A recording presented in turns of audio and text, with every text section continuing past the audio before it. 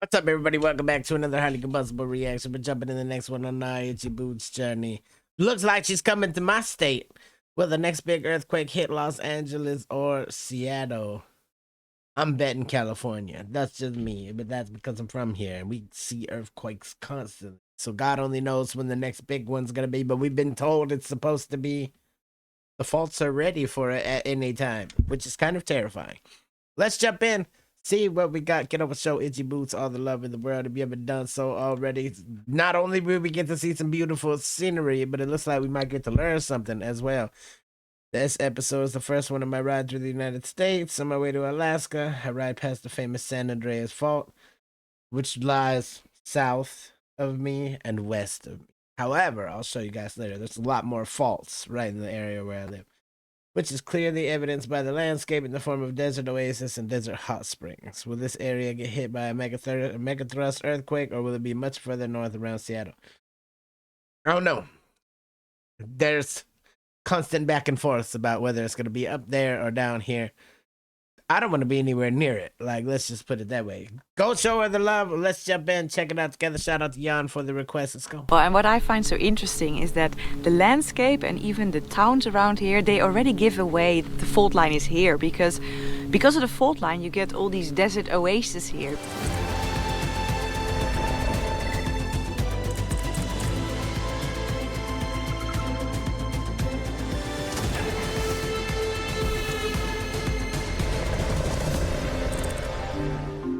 You can also tell the faults in a lot of places just by looking at the ground. We have the curb on the street where the curb is separated because the fault runs down the middle of it and it's moved over time. We've got all kinds of little subtle hints that, hey, the ground is moving.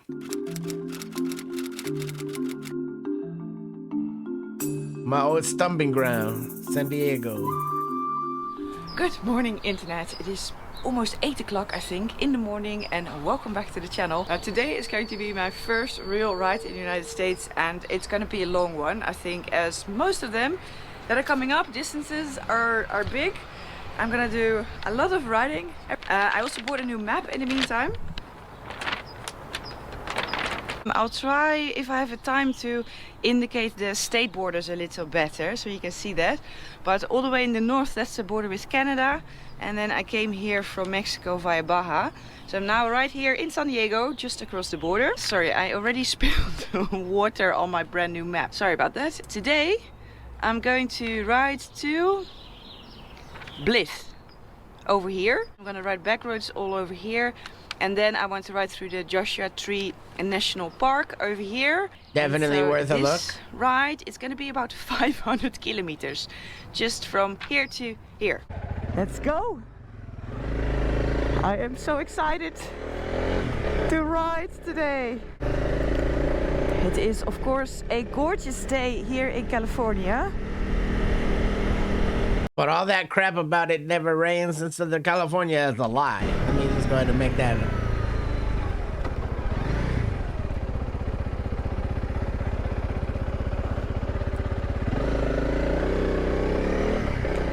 So let's head out of the city immediately. Immediately.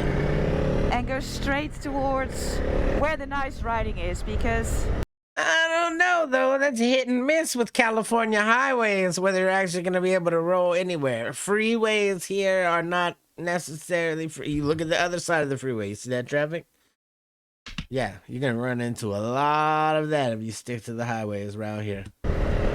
these roads with all these cars, just not my favorite, of course. It's not my favorite either.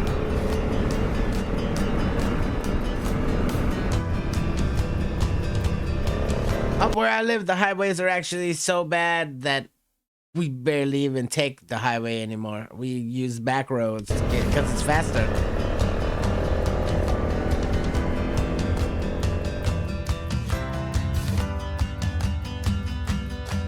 We do have some gorgeous scenery though.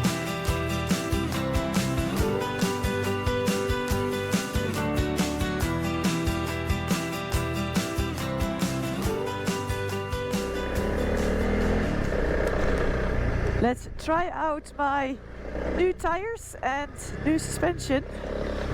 on some dirt here.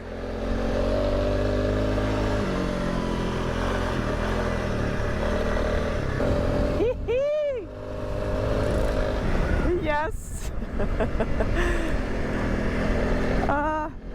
Back to the kind of roads that she likes. This just always makes me so happy.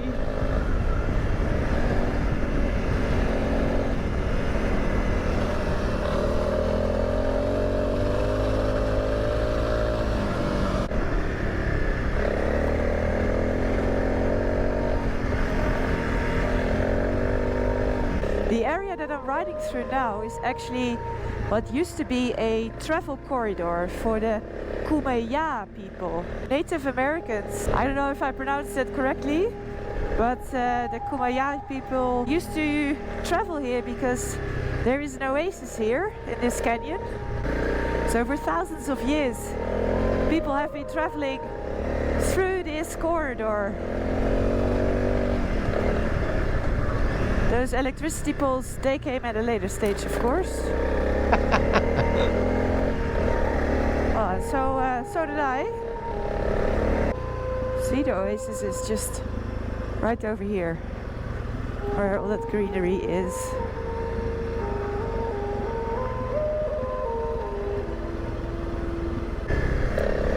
I think I'm now officially entering the Desert. Anza Borrego Desert. Yeah. From here on.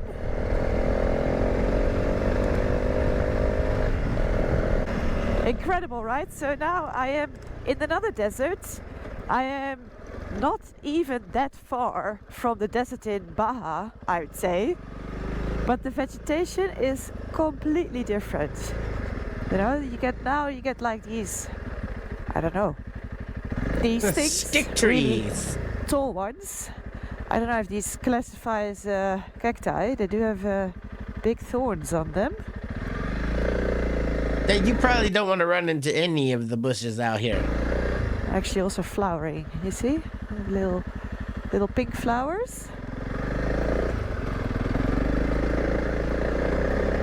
And you get these ones, those ones. Those are they grow a bit nasty. taller as well, with big spines, needles. But yeah, completely different. Oh, I'm supposed to go right here. Vegetation from the Baja Desert. It's amazing, right? Look at this. That's when I lose hope. Look how far it is. Alright, I'm going to lower my tire pressure a little bit because it's getting like quite soft.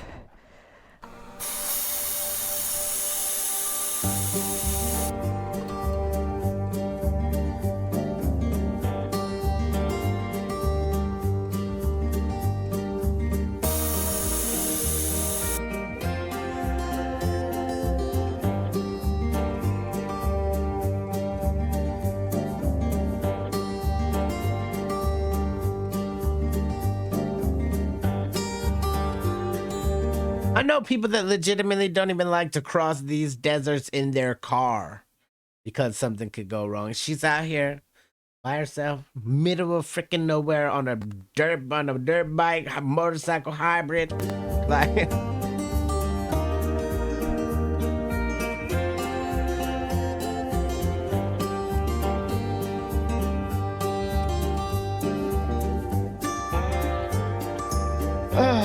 It's a different kind of woman.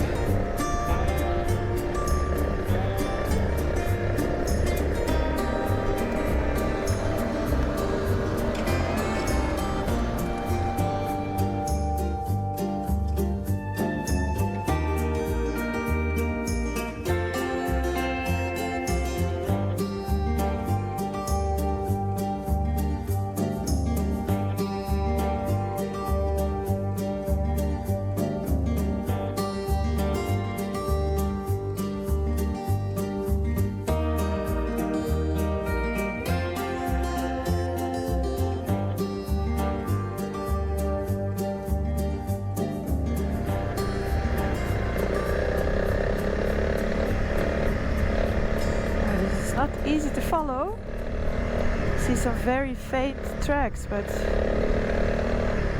of course the sand just blows over it and then it's gone.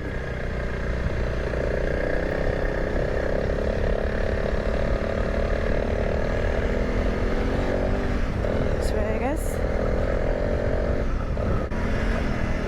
Look at this.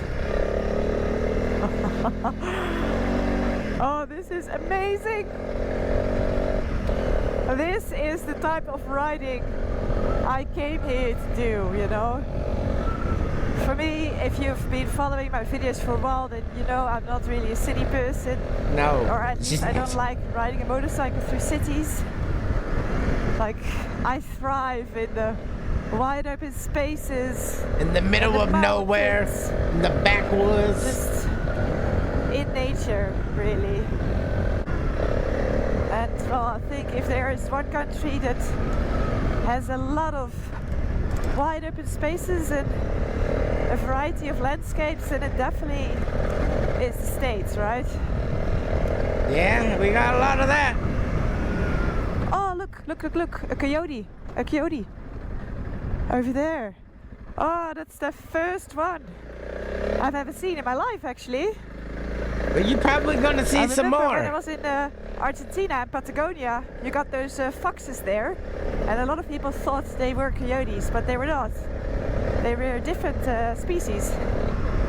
But this was for sure a coyote.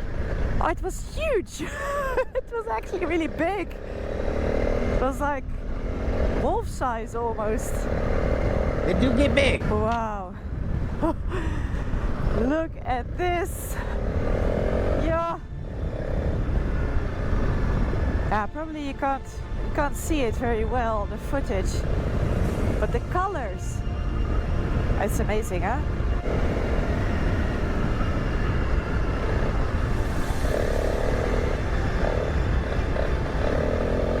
Oh, welcome to Mars. It's kind of like Mars.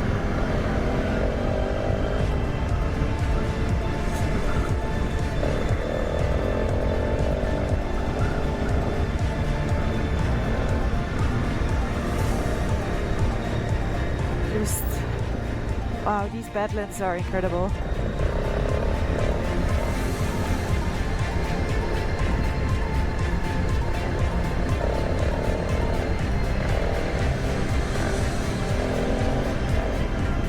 I did not see this coming at all.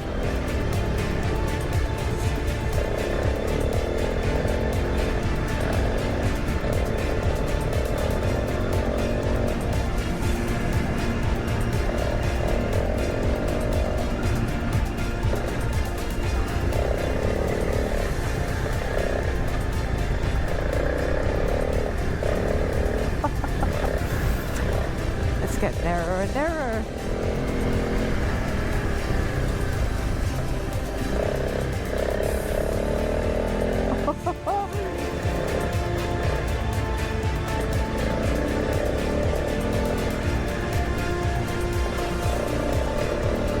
Look at these corners.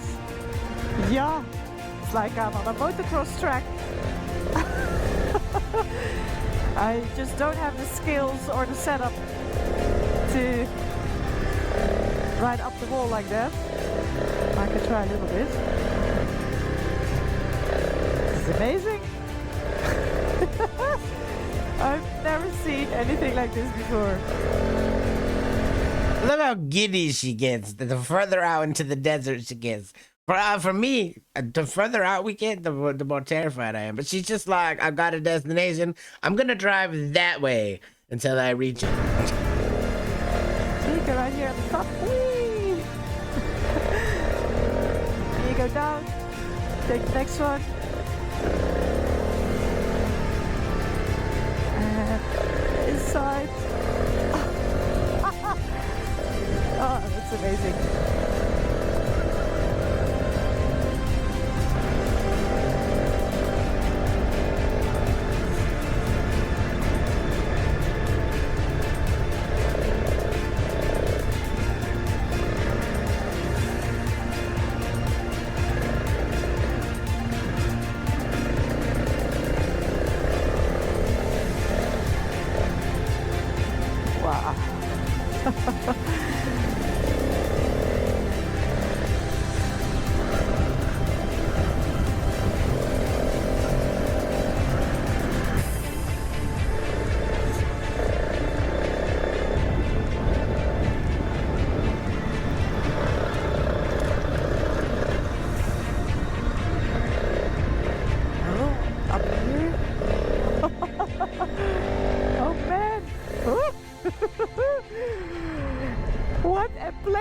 around. I mean, there's nobody here.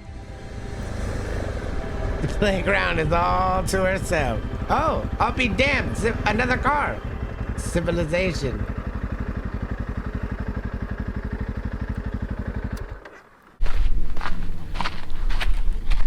I don't think, yeah. Walking trail. I don't think I'm allowed to go any further here with Alaska, which is a real shame because I am at a very, very exciting place. Something that I have been looking forward, but I can't actually reach it from this side with Alaska. So the place that I'm very close to is the San Andreas Fault. You probably have heard of this, but I'll try to explain a little bit with my map. So I'm now right here. I'm very close to Palm Springs and Palm Desert, Indio, this area. So the western North American seaboard is what they call an active continental margin. So that means that the transition from continental lithosphere to oceanic lithosphere coincides with a plate boundary. So that's why in this area you get a lot of volcanism, earthquakes. So but the boundary between the Pacific and the North American plate here in California, that is marked by the San Andreas Fault. Well, and the fault runs more or less, I would say, somewhere over here. And so along this fault, along the San Andreas Fault, the Pacific plate is moving northward in comparison to the North American plate. And that goes at a rate of about 16.5 feet per 100 years. And if you look again at the map, that means that a small part of California, which includes Los Angeles, is in fact west of the fault, whereas San Francisco over here is east of the fault line. So that also means that if the plate motions continue at the present day rate, that Los Angeles is going to reach San Francisco in about 12 million years. Well, and what I find so interesting is that the landscape and even the towns around here, they already give away that the fault line is here, because of the fault line you get all these desert oases here, because underground fissures make it very easy for groundwater to come up to the surface, and it also creates hot springs. So you get towns like, or places like 1,000 Palms Canyon, or desert hot springs or something like that. So the names of the places already give away what's going on here. So the San Andreas Fault runs really, really long, actually. Let me see if I can pull it up, what it looks like around my house. So I'm in Fremont. That's the one right there on the yellow line. These are red, these big lines are all faults. You can see San Andreas runs just to the south and west of us. And then I'm right, the Hayward Fault line runs right through my city. Calaveras Fault line isn't that far away. There's fault lines all over the place, and just walking through the city up here, you can see where curbs are misplaced, where the land has shifted over time. And they say we're due for a big one at any time. Good Lord, it could set them all off. Very, very crazy. Just, I don't know. Don't ask me why people live here. I was just born here. It's where I came back to, but definitely won't be sticking around for the fall off of California into the ocean. Let's put it that way. You see, San Francisco is just to the east of San Andreas Fault, but it keeps going up and up and up and up. Yeah, I don't know. I think it's crazy that there's a whole bunch of people out there that have never experienced an earthquake, and we experience them all the time. You feel them. You'll just be walking and you'll suddenly get a little bit dizzy and be like, shit, something's wrong with my equilibrium. Did we just have an earthquake? Because that's what it feels like. Like everything, if it lasts a while. I was here for the Loma Prieta earthquake. I remember that earthquake very, very well. I was very young, but it's still a memory that stays stuck in my head. All of our giant fish tanks in the living room emptying out at once. Like there was so much going on. It can be terrifying, or it can be real quick and over very fast. But there are some that last. There are some that keep on going. And maybe it's because the San Andreas Fault is so close to Los Angeles, to Hollywood, but it has spoken to the imagination of quite some filmmakers. And I think the most recent movie about the San Andreas Fault was that one with Dwayne "The Rock" Johnson.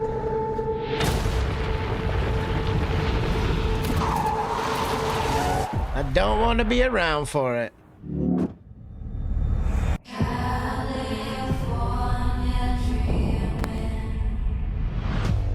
And of course, like always in Hollywood, things are exaggerated immensely. I believe in that movie the earth kind of cracks open, which is something that would never happen with a strike slip fault. But more so in the movie, they say that San Francisco got hit by a 9.6 magnitude earthquake, and the last big one like that was in 2011 off the coast of Japan, you know, that caused the big tsunami. But here the San Andreas fault could actually never produce an earthquake that big, because a strike slip fault just can't produce that force. That will only happen when you have a subduction zone. So when one plate slides under the other, that's when you can create enough force to get a 9.0 or more magnitude earthquake. Oh, it's a bit of a rough... Yeah, Lord. It's a little bit rough up here. What was I saying? Ah yeah, so the San Andreas fault could only produce an earthquake of about 8.2. And that's still a very powerful earthquake. But you have to realize that every point on the Richter scale of earthquakes, so if you compare, for example, an earthquake 8.0 to 9.0, that 9.0 is 30 times more powerful than the 8.0. So if you then, for example, if you compare a 9.0 to a 6.0, then that 9.0 magnitude earthquake is 27,000 times as powerful as the 6. So that scale is a little bit tricky, you know. You think, oh, okay, 1 point more or less, but that's an earthquake that is 30 times more powerful. So in any case, over here, Hollywood does not have to fear a 9.0, but an area that actually should fear that is a little bit north. So that's the area of like Portland, Seattle, I think up until Vancouver. That area, there's another subduction zone. And well, geological evidence has shown that on average there is a big earthquake there every 250 years. And the last time that happened in that area was in the year 1700. After that, there hasn't been a big earthquake anymore. That's what they always say, is that all of these faults are overdue to have a big earthquake. The Hayward fault that I'm sitting right on that runs literally. There was a little coin in the middle of the classroom when I was going to junior high school. In the tile that signified that the fault was right there underneath the classroom. Like they're saying that one is overdue for another big earthquake. That the last one happened in whatever that year was on the image, 1868 was the last big earthquake on our fault line. So there's all kinds of, the earth is shake, rattling, and rolling over here all the time. So that's all the way up to Seattle. So if you take into account the average kind of time span in which that area gets hit by a mega earthquake, they're overdue. And of course, when the last one happened in 1700, those cities didn't exist yet. I feel like I'm riding in a really random area, but this is already part of Joshua Tree National Park. Or not? Oh no, wait, I see. I'm about to cross the park border. This is not yet part of it. Beardew Canyon Trail. I'm riding through the Beardew Canyon. Apparently. It's getting narrower again.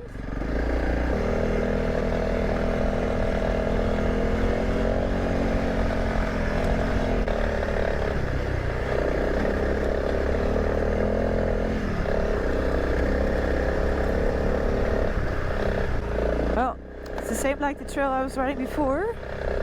There's nobody else today. Nobody out there on these awesome trails. I don't get it.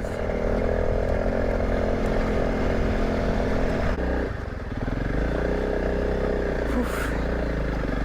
It's a bit gnarly up here. Yes, a bit.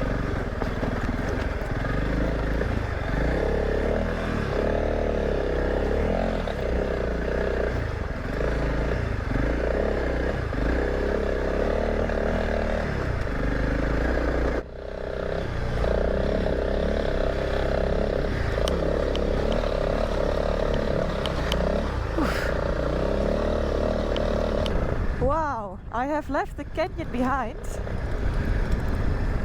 And it look at this opened up into landscape. a vast nothingness. Welcome to Completely California. different again. Really awesome trees.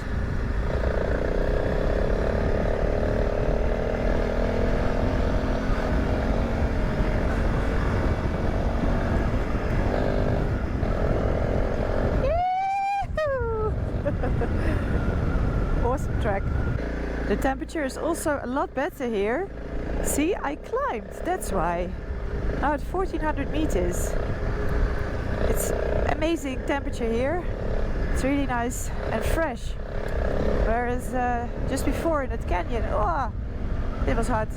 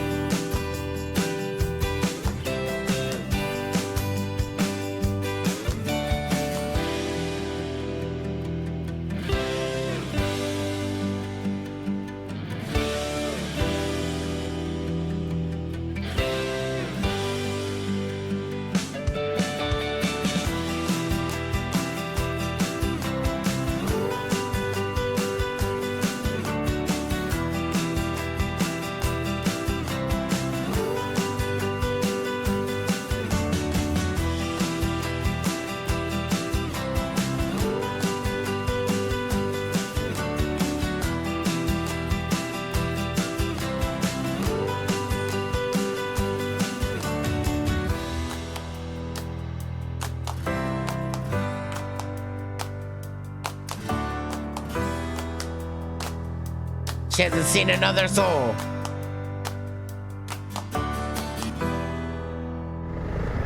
Like being on your own planet. Bliss is now 6:05. What a long day, but I'm here, so let's quickly find a motel or something. Ooh, she really meant motel when she said it.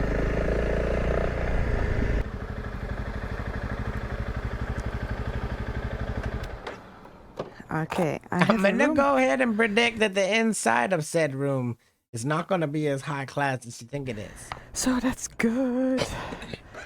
I've stayed at a great many of these kind of motels. Like you're taking a trip in Find time. something to eat. I'm starving.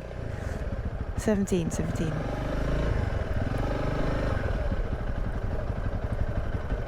Over here.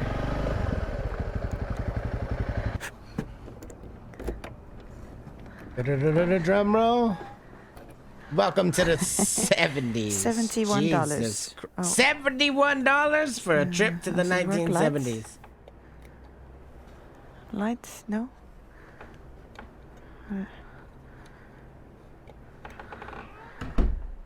It's probably other hidden switches somewhere. There always is. It's like I walk straight back into the 70s. Yeah, look at the phone. Okay, perfect. It's perfect. Okay, I'm gonna record the ending of this video outside because inside it's so dark.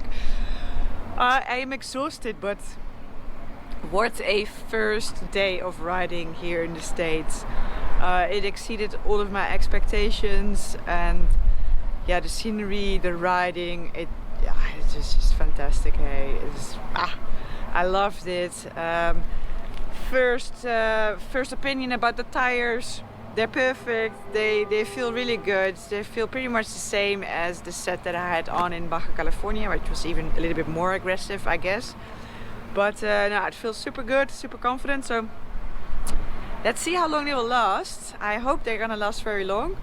But let's see. But yeah, if they last long, then I'm gonna try to get the same set, I think, for my next tire change. But I have absolutely no idea where I'm gonna be then, of course. So that's for later. But yeah, I loved today. It was beautiful. long day, but totally worth it. So that was it for today. I really hope you liked this video too. If you did, please give me a big thumbs up, subscribe down below, and then I'll see you in the next video. Hey, listen, there's hours and days and months and years worth of content over there on her channel. Go show her all the love. Go check out all of the adventures. Yeah, a little tour of California's back parts, I guess. The parts that most Californians try to avoid at all costs. Get over it. Show Itchy Boots the love. Hit the like button if you liked it. The dislike button, but it won't believe you. Tell the next one about the Combustible. You guys be happy out there, safe. I love you to the moon and back. Peace.